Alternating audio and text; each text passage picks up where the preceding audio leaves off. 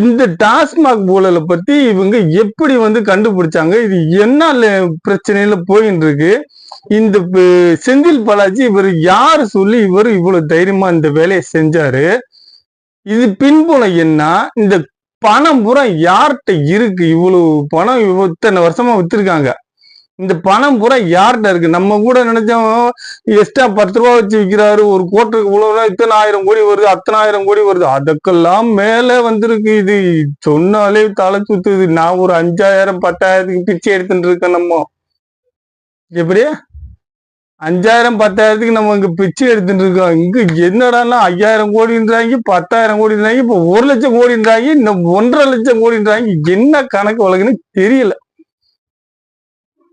யார குறை சொல்றதுன்னு தெரியல. ஓட்டு போட்ட மக்களை குறை சொல்றதா, இல்ல எல்லா ஓட்டு போட்ட மக்களை நம்ம ஏமாத்துறமேன்னு கொஞ்சம் கூட குற்ற உணர்ச்சி இல்லாம இருக்கிற அரசியல்வாதிகளை குறை சொல்றதா, இல்ல அதிகாரிகளை குறை சொல்றதா? அதிகாரிகளுக்கு இந்த விஷயங்கள் கண்டிப்பாக தெரிஞ்சிருக்க வாய்ப்பு இருக்கு. அதிகாரிகளை நம்ம குறை சொல்றதா, யார குறை சொல்றது?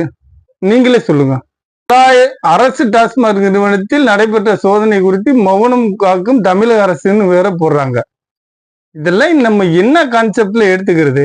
எப்படி இவங்க என்ன பண்ணாங்க? யாருக்கு போச்சு? யார்கிட்ட கொடுத்தாங்க? இந்த